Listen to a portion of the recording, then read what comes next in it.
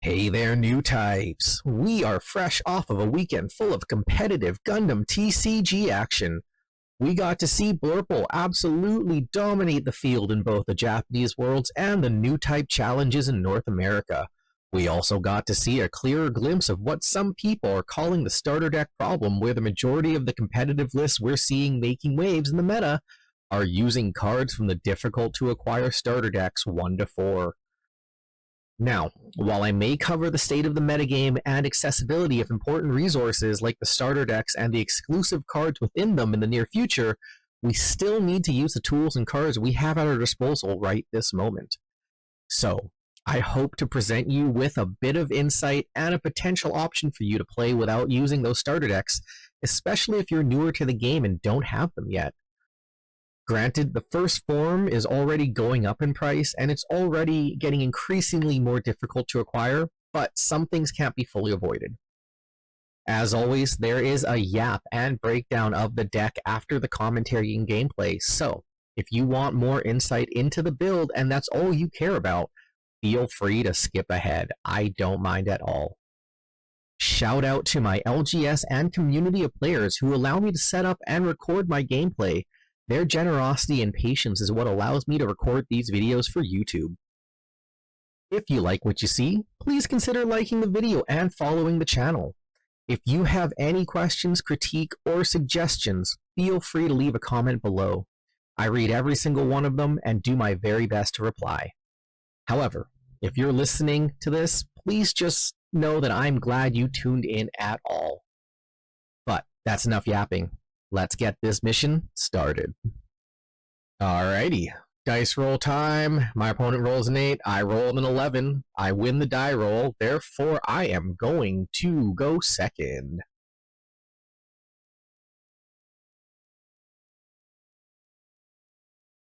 My opening hand is a pair of Grey's Customs, the Barbatos First Form, the Ryusei Go, and Amida's Hyakurin.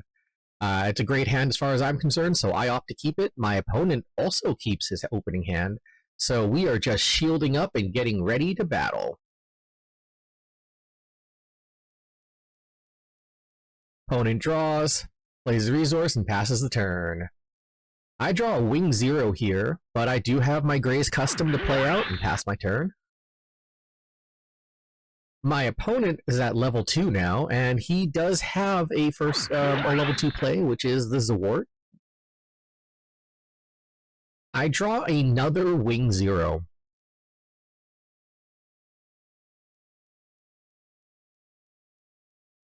I take a swing with my Greys, he trades it with his Zwart, leaving me open to play my first form. Because I have a Ryusei Go in hand, it does mean I will get the activation next turn, if I so choose to. He plays out a Rictius, which is a little unfortunate, but I am okay with that because it does trade. I get another first form, which makes this next part quite easy for me to decide. I play out the Ryusei Go, ping my first form, draw into an Amida's Hyakurin. I actually opt to get rid of that here. And then I take a swing with my first form to draw into a Mika. He does decide to block. And then I just play out my Greys.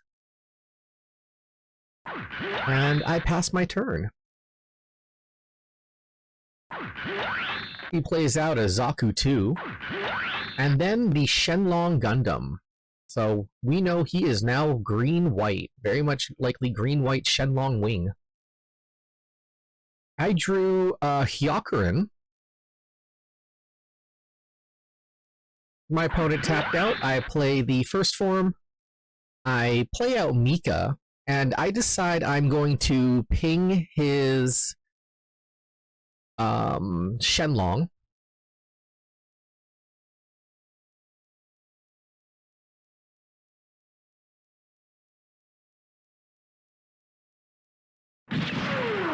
Take out his EX base, draw a card, which it is a Frieden base, I believe. I take a swing at his shields. And then I swing again, And then I believe I actually just passed the turn here, yeah. Now, one of the reasons I did this the way I did it was because his Shenlong's a 4/3, therefore if he wants to trade into something, he has to. I'm not going to give him one necessarily free unless he has a Wu Fei, and in which case I can still send one of my, 2/2s into it. That doesn't bother me nearly as much. He trades his Zaku 2 into my Barbatos. Plays out the Kusanagi, bouncing my Greys.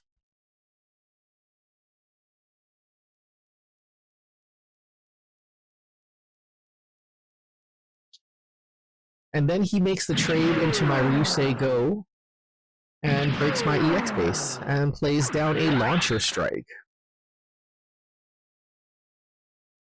I'm sort of playing towards my Lupus game plan, so I don't mind things going into the graveyard. I'm being a little aggressive with that here. I drew a third wingzero, so my game plan has definitely shifted to something a little bit longer. I play out a Frieden now that my EX base is gone. I get a Gusian into hand. And then I play out the Hyakurin and then Amedia's Hyakurin. Just kind of refilling my board and putting myself up there with some decent looking numbers. 3 wingzeros, a Gusian, and a Greys in hand.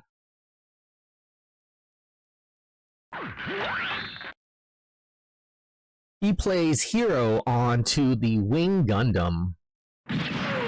Blows up Amida's Hyakurin. Blows up my Frieden, and has me mill 2 cards, which puts a first form into my bin and a Mika, which is a little unfortunate. He takes a swing with the Launcher Strike, giving me a Laughter to hand. I draw a Barbatos Lupus, which is a great top deck for me, exactly what I want to see here, letting me chain into Lupus into wingzero the following turn, which is exactly what this deck wants to do.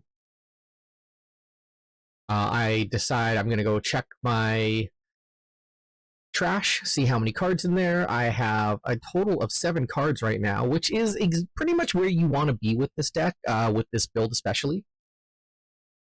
You don't need Lupus to be your complete board wipe. You just need it to get some control on the board. So I send the Hyakurin into the wingzero.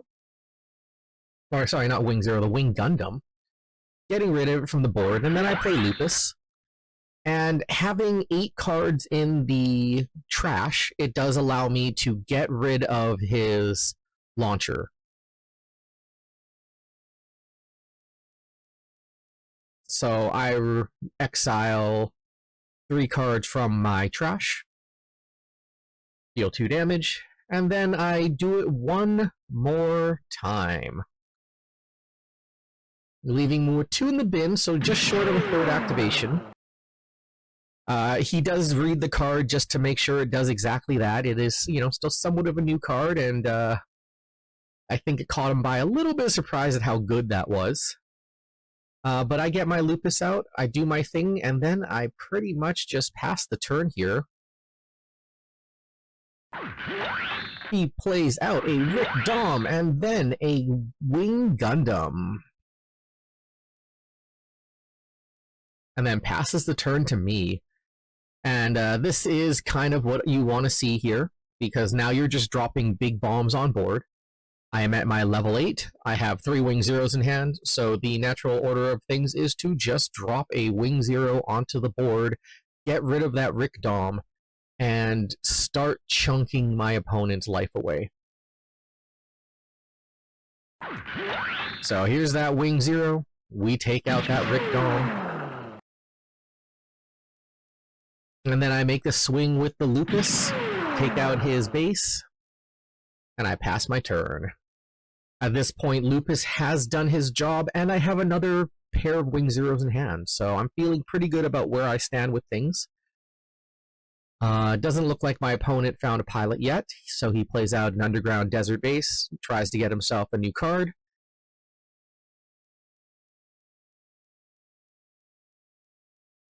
Opponent plays out a hero onto the board to pair with his wing Gundam and takes out my barbatos.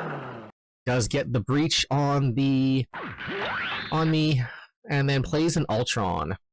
Very scary.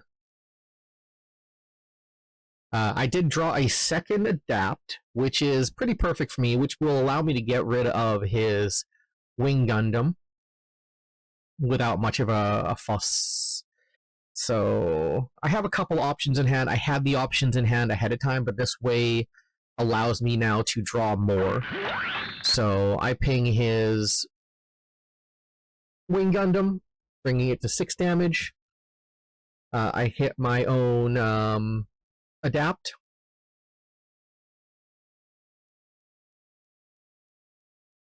Now I actually decide to go with the other adapt here, mostly because this will allow me to play just a cheaper body, and I will hit my other adapt for a total of 2 damage, because if I drop a wing zero, it's going to kill it anyways. Might as well have a fresh one on board. I take out his wing Gundam, and not having enough damage on my wing zero right now, I actually throw Laughter onto him, even though I really would have liked to have thrown her onto something else. However, this way, wing zero is a 7/8, big enough to break the underground desert base and threaten his life. And I just throw out, I believe, the grays here and pass my turn. And there it is, there's the grays, and I pass my turn. Got my opponent in a pretty good lock here. A wing zero could switch the board. He does get the underground desert base. Another card draw effectively. Has the shot at wing zero. He taps 8. Scares me. He scares me. We're just playing with each other a little bit, though. All in good fun. He taps the 8 and is just like, nah, psych, man. I'm not doing that to you. Don't worry about it. And I breathed a little sigh of relief because I did hedge my bets just a little bit. And this is a pretty good showcase to why Wing Zero is just such a house. Shenlong is not breaking that boy in almost any scenario. So he takes a swing with the Shenlong, hits my shields, and drops 2 more Shenlongs down. Oh, he hits me with the Ultron. My bad. It's Ultron, not Shenlong, guys. Oops. Unfortunately, nothing in my hand really does anything there. It doesn't really matter, so I take a swing at his... I just count my resources one more time, but yeah, I just take a swing at his underground desert base. We're going to find out if he's got a base here. Take that boy out, and it's a game. GG's to my opponent. Alright, I hope you guys found that gameplay helpful. I hope it was a good showcase of the deck, which I do feel it was. There isn't a whole lot to say. I mean, after seeing the Worlds and Newtype Challenge lists, you probably know what the purple aspect of this is very much about. And if you saw one of my other videos highlighting the Lupus, you also got to see what Lupus is about. So a lot of that is very much the same. You are trying to get to your level 7 with enough cards in your trash to use Lupus on curve. That's the very basic part of this game plan. The great thing about this deck is the major focus is curve. This deck curves incredibly well. Lupus into Wing Zero is so powerful. It's very useful. It's very strong. It's not, like a game ender, but it is a strong curve that is very hard to avoid and very hard for your opponent to play around, because you can just play Lupus, control the board, and then play Zero and finish things off. Or Lupus will set up the board for zero, and some of that you have to do some management of your shields and your bases, but ultimately, if you can get to 8, you have a very strong mid to end game.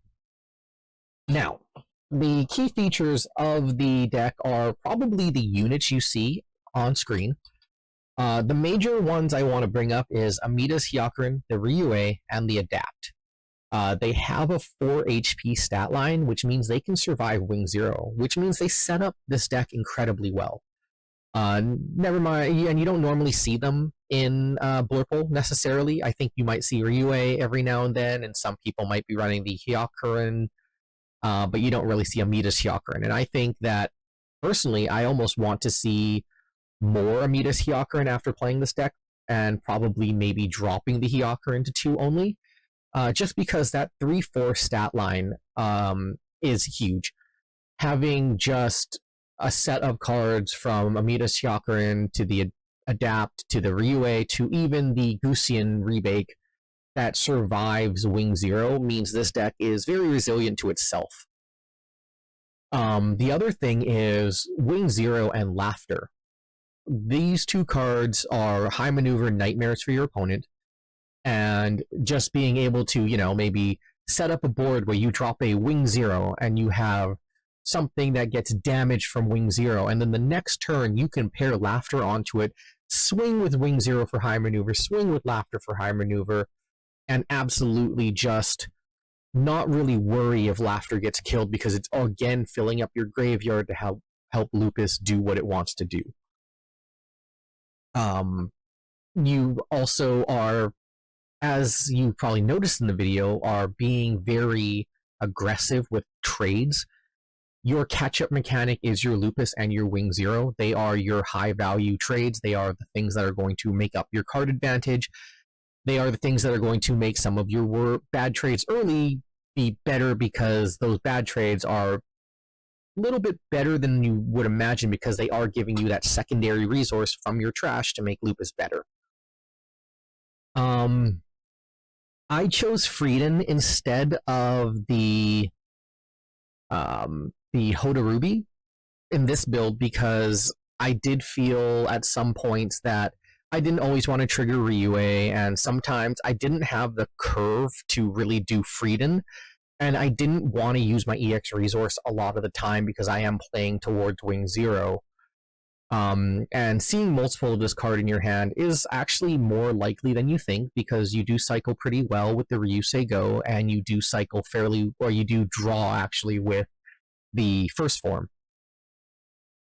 There is no hero, there's no Wing Gundam, and I think that if you do want to use them, you definitely should check out Rain Knight Gaming's Purple Rain build. He uses hero and Wing Gundam. That wasn't really the point of this video, but if you want to see a deck that uses that might be an upgrade or a different build than this one, because I do think the strategy is a little different, check out his video. He does an excellent job, and I think it's a very interesting build as well. Plays on very much the same principle. It is a incredible curve to play into, where it's even better than this one, where you go Wing Gundam with hero, and then you put in Lupus, and then you go wingzero. That's just such an incredible chain of events for a deck to do that makes other decks have a hard time catching up. I think the other feature of this deck is it does really well into the meta. Being purple itself, it doesn't do terrible in the Blurple matchup. You do have the ping to keep up with one another. You have a little bit better ping in Lupus, and your top end with wingzero is actually arguably better than theirs. So you're not high rolling as hard with one another, and you do have some slightly more resilient units than they do, because they don't often run Amita's Hyakurin or the Ryue. Going up against things like the O or blockers, your deck is also still very strong against that. Laughter and wingzero, high maneuver, very useful. And also the size of your units. You can put Laughter or Mika onto Wing Gundam, or wingzero, sorry, and it is a 7-8, more than enough to take on the O. You can put them on barbatos Lupus, and it is going to be a 7/6. Again, enough to deal with things. You can use Lupus to ping it and then swing at it. You have a lot of good options, and your pairing in this deck is actually very pretty free, right? Like you have Mika to ping, pair up with any of the Lupus builds, and then you have some things that have existing damage that, you know, you can put Laughter on that is going to high maneuver past blockers.